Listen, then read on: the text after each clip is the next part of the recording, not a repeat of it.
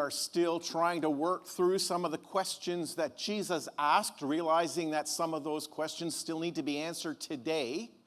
And out of the many, many questions that were coming off of Jesus' lips for his disciples, sometimes for religious leaders, and some of them maybe specifically for us, I find sometimes when I read through the Bible, I hardly ever stop to really analyze, well, what is Jesus really asking? What are the answers? And maybe even why did he ask this? It doesn't always make a lot of sense because we zip through it so quickly. So today I wanted to continue with one of the questions Jesus asked, and it has to do with well, why do you look at the speck that's in your brother's eye? Why do you do that? And I mean, how many times have you read through either Luke's account or even in Matthew chapter 7 where you realize it's a question he's asking and maybe it's a good time to answer it? So I thought I would come with some answers for us to think about it. My answers may not be your answers, but maybe you need to ask the question for yourself because sometimes it is deeply personal. As a matter of fact, sometimes it's deeply uncomfortable to try to answer the questions that Jesus asks. Maybe that's why we don't want to answer them. It's like, is he talking to me? Like, is this something I need to think about? Is this something going on in my life? Is this an issue that I'm holding on to? So what is Jesus really saying? So it would be interesting as we look either in Luke's account or again, Matthew chapter 7 is where we're going to spend most of our time is in Matthew chapter 7. Maybe a little bit of a context then, what Jesus is saying. In Luke's account, just before he talks about the judging part, Luke chapter 6 and verse 36, if you want a context, this is what he says. Be merciful as your heavenly Father is merciful. And then he gets into, well, how are you judging people? Why are you judging people? What is that all about? So all I know is maybe he's saying, think about it this way, there's got to be some mercy involved.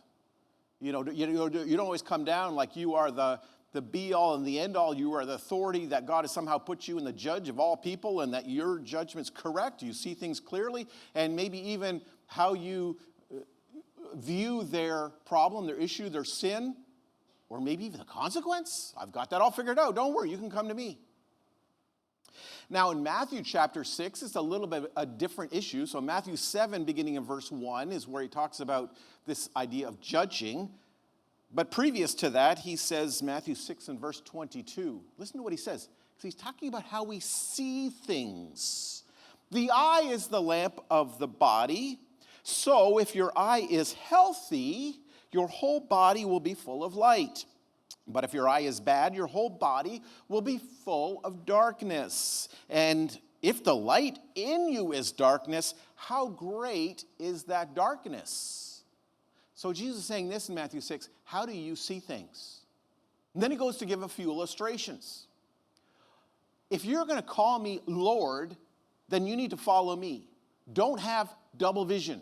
Don't say, well, I'm going to follow Jesus and I'm going to follow the world. Or I'm going to make Jesus the Lord and I'm going to make somebody else the Lord. Have singular vision, decide who you're going to follow, stick with it. Don't have this double vision stuff. And by the way, you don't need to be worried. Why do you worry? You look at all the things in the world, all the things going on. He's even saying about the necessities of life. Why do you worry about what you eat and what you drink? You don't need to be focused on that. Trust me. And God says, I'll take care of those things. He spends quite a bit of time talking about this idea of worrying about the things of the world, literally the necessities. Usually we're not worried about necessities. We're worried about, all the other stuff that comes along. Most of us, we don't have, not everybody, but most of us here today do not have a struggle with having somewhere to live, having something to eat, and having clothes to wear, right? Anybody really worried about that? Now, you may be worried you don't have the latest fashion, right? But we're not worried about that. So you know what Jesus says? Listen to the words. Seek first. What is seeking? Seeking is what you do with your eyes. You're looking. Seek first the kingdom of God and his righteousness, and all these things will be given to you.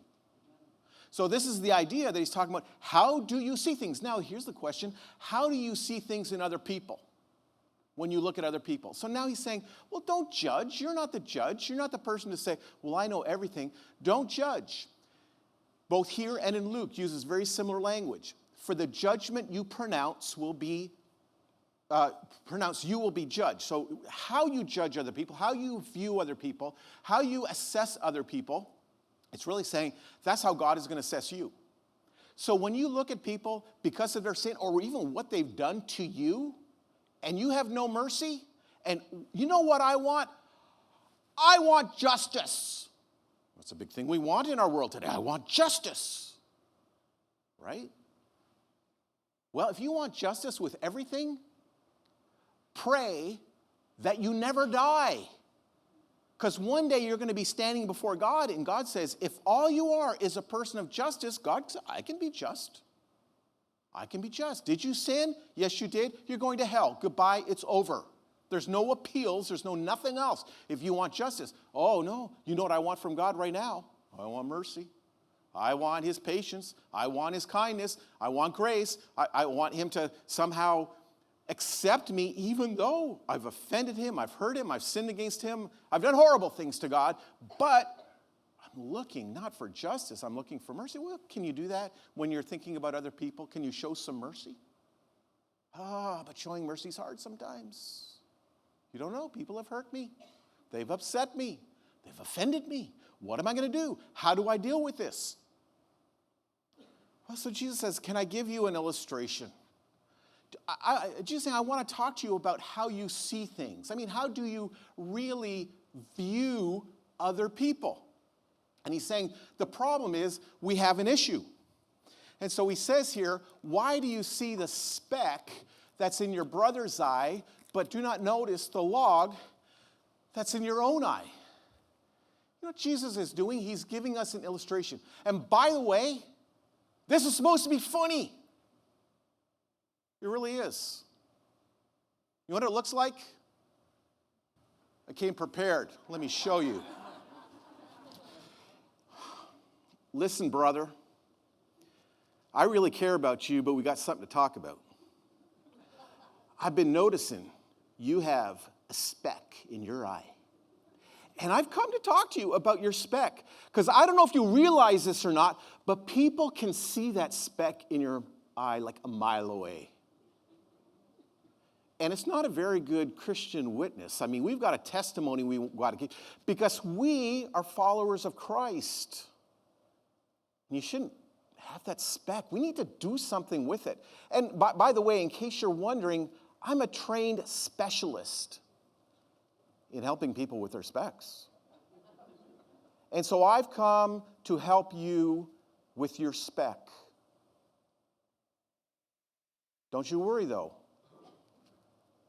I can do this. Trust me. You know what the problem is? When you got a log in your own eye, you can't see accurately. You cannot make a good assessment of other people. Because you've got all this stuff, we'd say all this junk, all this struggle in your own life that blinds you from seeing something that is truth. You don't see reality as it is. You only see things like you think you see them. Because you have a log and you've never really addressed the log. You've never dealt with the log. And so you are looking at other people. But what? No, this is the question. Why do you do that? Why?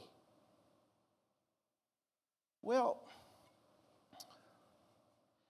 it's just so much easier for me to see problems in your life than to acknowledge the ones in my life. As a matter of fact, I feel a little bit self-righteous because actually I am doing what other people maybe are unwilling to do. I'm going to point something out in your life. But I'm also willing to do something I am unwilling to do in my own life. So I'm not going to look at myself, but I'm happy to look at you. I don't want to deal with my problems, but I'll help you deal with yours. I'm not really concerned about my sin, my shortcomings, my offenses. But I think I can see. Now, how many people really believe that you could actually, I can see so clearly, like this is not a problem. Now, some of us, you know what we may say? Yeah, I've got this in my eye, but I've adjusted. Like I've had this in my eye so long. I've been able to assimilate. I've been able to make the corrections. I've learned how to live with it. But maybe I go to other people and say, like this used to be a speck. So I know what it is to have a speck in your eye. I know that can hurt. I know that can be irritating. I know that can be a problem. I know that can impair your vision. But I've adjusted to the speck that is now grown, and now I have a log in my eye. So I think I'm okay. Because somehow I have a way of justifying and excusing and permitting this log to remain. But I'm not willing to show mercy to you. I can be very judgmental. You remember the people in the Bible called the religious leaders? Isn't it sad that the religious people were the worst for this log in your eye syndrome? They were so judgmental about others that have sinned, and they were unwilling to see any sin in their own life. Jesus had to expose that, as a matter of fact. In John chapter 9, there was a man who was born blind. He was now able to see. And again, John is the one who does a lot of the spiritual application of miracles. And at the end of that chapter, the religious leaders said, "Are we blind too?" Now, they knew they could see physically, but are we spiritually blind? And he says, because you say you can see. You think you can see. You claim, but you can't see. Because you say you can see. Because you say there's not an issue. Because I see things clearly. Because I know I'm right. Because you say that, your sin remains. Because they have a log in their eye. They're unwilling to deal with it. They're unwilling to acknowledge it. So this is the struggle they have, is what am I going to do with this log in my eye? And so that's the problem. Jesus is saying, what do you do and where do you go from here? But before he even gets to an answer, he says something even, think about it. Until we really pick it apart, it's sometimes easy to miss. Like, this is one thing. I mean, wouldn't it be irritating when people do this? They've got a log in their eye and they just say, listen, I just want to point this out to you. I'm just going to point it out. But there's even a crazier question. Do you know that? Like, this is 10 times worse than just acknowledging you've got a problem in your life. I got an idea. I'm the one to help you. I'm going to take your speck out. Like, it's one thing to acknowledge it and say, okay, go away. But here, let me help you with it. And you just imagine him reaching out, with tweezers, and, he can't see anything. And, like, this is the idea of this log. The log, we think about, well, what is a log? Back then, it was only a beam. It was like the beam of a house, a truss, a beam in the building, in the temple. It was a lot bigger than this. So you can only imagine someone, here, let me help you with it. Bang! You whack the guy in the head, and now all of a sudden he's got more issues than just one splinter. Here, let me help you take it out. Now, I know most of us wouldn't allow that to happen. We wouldn't say, okay, give it a try. You know why? Because you're already in a lot of pain. That's what sin does to people. It causes a lot of pain. And when it's a splinter and when it's new and it's fresh, anybody ever had a splinter before? You're working with wood. I could probably illustrate right now because this is not exactly sanded out. But you're working with wood and all of a sudden you get a splinter. It seems to happen to me every time I work with wood. Get a splinter. Now you say, why don't you just wear gloves, idiot? And I say, well, because I like the feel when I'm working. I don't know why I don't, but I don't. Never have, okay? But I get splinters. You know what I do? Now, when you see me working with wood and you see me biting on my finger, that's splinter time. So there's a splinter in there. I just bite it. I keep chewing it until I can get it out. And then back to work. And then, of course, there's blood on all the rest of the wood or whatever, but that's okay. I don't do that when I get something in my eye. You? I mean, you're working with wood, and you got a little bit of sawdust in your eye. And you're not like, okay, just go take it out. I'm going to try to take it out. Here, where's the tweezers? Get the mirror out, I mean, your eye is watering. Your eyelashes are freaking out. You're screaming and you're jumping up and down. It hurts. Why? Because your eye is probably one of the most sensitive parts of your body. Would you not say so? You get something in your eye, even though it's so small, very sensitive. So you want to make sure that whoever's helping you kind of knows what they're doing. And they're going to make things better and not worse.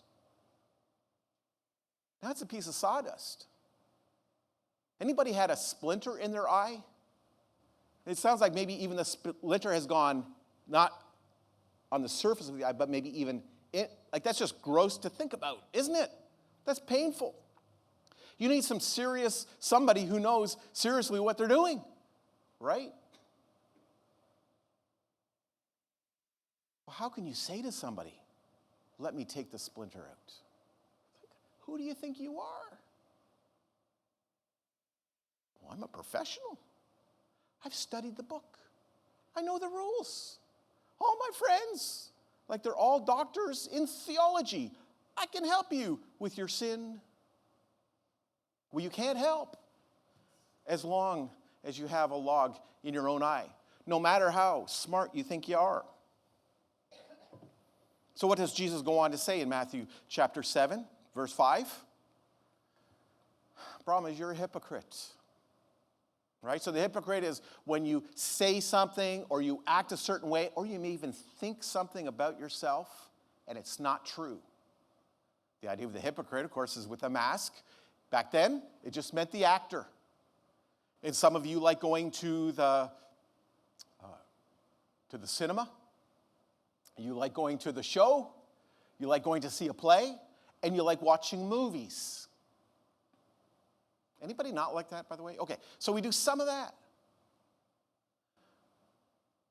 But the difference between going to a show and seeing somebody who's a hypocrite is, I know the people on the stage, they're acting a part. And they know, hopefully, that they're just acting a part, right? They've got a script, they've got lines, they know where they need to be, they know what dance they need to do, they know the gestures, they've put on a special, outfit, to fit the theme and the place of the movie. We know it's a show. But I wonder if there's hypocrites, they don't even know they're hypocrites. Could you imagine the first century going up to the Pharisees and saying, Jesus has really talked down to you guys a lot about hypocrisy. And he doesn't really think you're the real deal. And he thinks you've got ulterior motives. And he thinks you've got hidden sin. And he thinks you've got a heart problem. What do you think of that? And they would say, it's not true. I'm as good as they come. I'm as righteous as I can be. I am acceptable in God's sight. You remember with the prayer in Luke of, it's called the Pharisee and the publican or the sinner. The Pharisees, see, this is what the Pharisee does. He talks about all the things he does, but he's got a log in his eye. Dear God, I thank you that I'm not like other sinners, and I'm not like this man over here. He's a tax collector. But you know what I do. I pray. I give my tithes. I live a good life. I'm godly. But not like him. He's unrighteous. He's got sin in his life. He couldn't see any problems, struggles, anything in his life he needed to change. He just thought, I'm better than everybody else. And you know what he was? He was a liar. It wasn't really like the log in his eye. I'm kind of thinking it's more like Pinocchio. The more he lies, the more his nose grows. and yet he doesn't even know it. He's blinded because he's deceived himself. How many times does the Bible talk about that? Do not deceive yourselves. Listen to the word of God and do it. Why would it say that? It's easy to deceive yourself. Think, I'm okay, I'm good, I'm righteous, I'm holy. I know I'm not perfect, but I know one thing. I'm better than you. Oh, really? See, the idea of humility is say, first of all. By the way, if your brother's caught in sin, you first of all look at yourself. You look inward. Who am I? What do I have? Am I able to see things clearly? Do I have the right motive? Am I going to make a judgment that I'm not even permitted to make? It's kind of outside my sphere, outside of my responsibility of making a judgment. Now, there are times where we go to somebody and talk with them. By the way, if you have a struggle in your life, if you've got a sin in your life and you've not been dealing with it, and someone comes and says, hey, I want to talk to you in love, and I'm really concerned, and, I see this is going on, and I'm just really concerned about your life and how it's going to affect your relationships, your relationship with God, and the relationship with the church, and all that stuff. You talk about that, and you think, I think he's a little hypocritical, so I'm not going to listen to him? I go to the doctor once in a while. And you want to know something? You know what I don't like about my doctor? I hope he doesn't listen. I'm kind of making this up. I'm stretching it. He's overweight. And when I go in there, you know what he tells me? Peter, got a few extra pounds. I say to him every time, you are such a hypocrite. Get the law. No, I don't say that, right? Because you want to know why?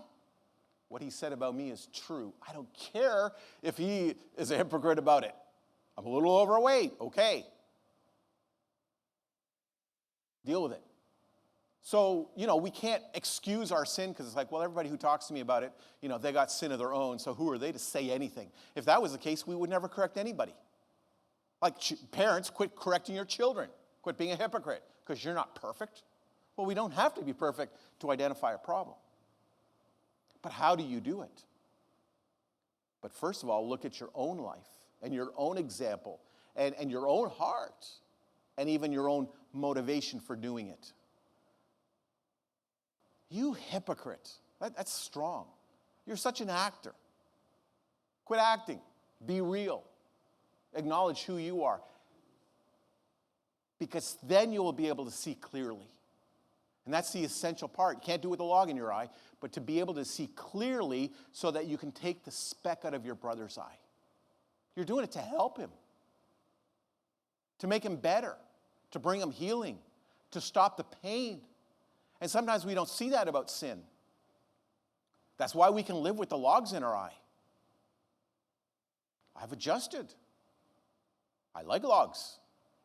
It's fun. And there's a couple problems with this log in my eye. First of all, it's painful for me to acknowledge this log. Maybe it's painful about why that log is there. How did it get there? There's a painful past that I don't want to deal with, so I'm not taking this log out. Or maybe there's just too much enjoyment in having a log. Like, apparently, sin is fun. Can I say that in church? Sin is fun. If it wasn't fun, why would you do it? You do it because you think it's going to be good. It's going to make me feel better. It's going to bring me pleasure. It's going to make me look better. Whatever it is. I don't know why you sin. You got to look at yourself. Look at your log. But sin is fun. And maybe I don't want to get rid of that fun. But if it's painful for us to identify, look at, acknowledge sin, how much more painful is it, both literally and spiritually, to take that out of your eye? It's going to hurt. You think sin was fun? Try repenting. That can be very painful. What's that going to do? What's that going to do with your relationships with other people? What's that going to do to your self-esteem? What's that going to do with your happiness level? What's that going to do in your life? So we don't want to deal with it. But we got to take it out so we can see clearly. It not only helps us, now we can help others. Because we've dealt with the problem we have. So Matthew chapter 7 in verse 6. He's talking about this idea of judging people. So we have to make some kind of judgment, because apparently, I don't know how you feel about this, but Jesus is calling some people dogs and other people he's calling pigs. Which one are you? No, actually, these are just the bad people. Hopefully that you are just a nice person, neither dog nor pig. But apparently they're out there, right? Now these are people, it's not because they've done bad things. It's because they don't want to change. Like you think about a wild dog, right? So, hey, Mom, found a wild dog. Let's bring him home. He can live in the house. Don't worry, I can train him. It's only been a wild dog for 7 years. And we can train him. It's not happening. You're not going to train the wild dog. And the pig that does its own thing, and we're probably talking about a wild boar. No, I'm not talking about the preacher this morning. The wild boar, what are we going to do? By the way, I wasn't calling myself a pig. I was just calling myself boring. But anyway, the wild boar, what are we going to do with it? Well, it goes back to the mud. It lives in the mud pit. And by the way, without getting too gross, what else is in the mud pit besides the mud? It's very dirty. So you don't give your pearls to the pigs. What's the pearl? Pearl is something very valuable, something very precious. Even in the Bible, it refers to the gospel as being a pearl. A man found, a pearl of great price. That was the gospel, something very important and valuable. Don't throw your pearls to the pigs. Why would anybody do that? Because pigs don't value it. They don't acknowledge it. The pigs, they wouldn't even eat it. They probably just stamp on it. And where is it? It's in the mud pile. Probably never find it. But don't give your pearls to pigs. And don't throw what is holy, what is righteous to the dogs. Because what do dogs do? They just eat stuff. Doesn't matter what it is. Right? So how are you going to deal with this stuff?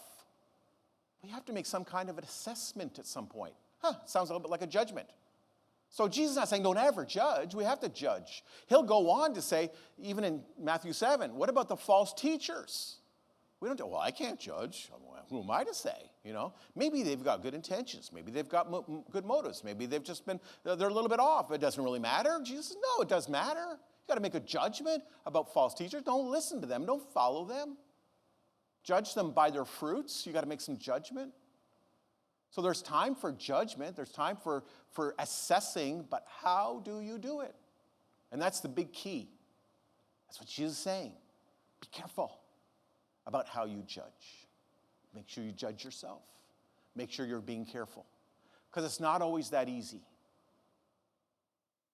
Judgment out of control. There was a man in the Old Testament named King Saul. God had told him to go and destroy the enemy army, and everything would be killed. And when Samuel came to Saul, he said, Saul, thought you killed everything. Oh, no, we did kill everything.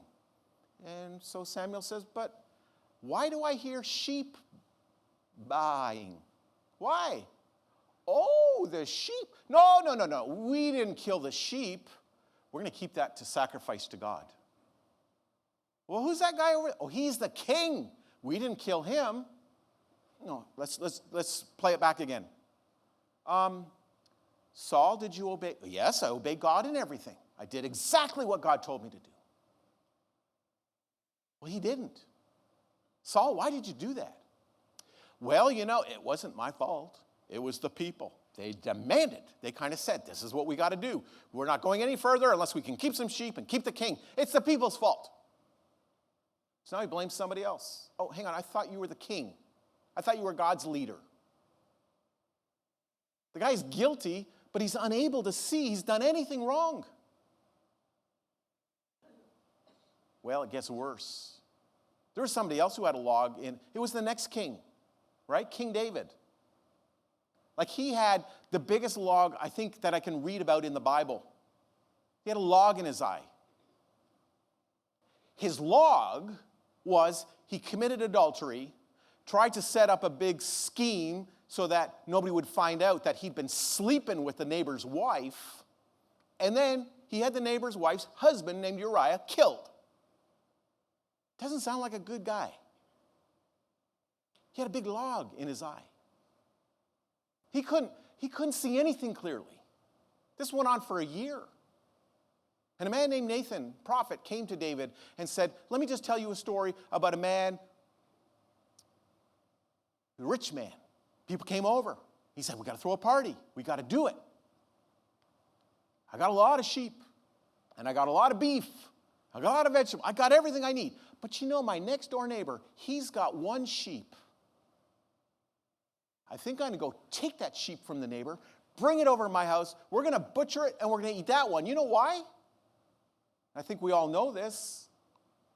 I think it's a biblical concept. That sin, its sweetness, is having something that does not belong to us. I mean, you talk to a man or a woman and say, you are married, you've got your marriage partner, somebody that you loved with all your heart and you committed to marry years ago, and now you're out sleeping with somebody else? Stolen fruit is sweeter. Something about that, having something that does not belong to you. And David realized that and said, that guy who took his neighbor's sheep deserves to die. Boy, I'm glad I wasn't standing before David that day for judgment. Does that make any sense to you? He stole a sheep, and you're going to put the guy to death for stealing. It's pretty serious. Even the law doesn't require that. But by the way, you know what the law does require? If you sleep with your neighbor's wife, you will be put to death. And if you murder someone else, you will be put to death. David didn't see any of that. Talk about a log and a speck. Can't see it. That's the problem. That's why we got to look at ourselves first. Because if we don't, we are useless to man and to God. That's why he's saying, be careful the way you judge. Judgments need to be made. But be very careful how you do it. And we're not in the business or in the position of making eternal judgments. I know your motive. I know what's behind this. I know how you feel. I don't think your repentance is sincere. We don't judge people's hearts. We don't know their hearts. Quite frankly, sometimes I don't even understand my own heart. I'm not one to judge your heart.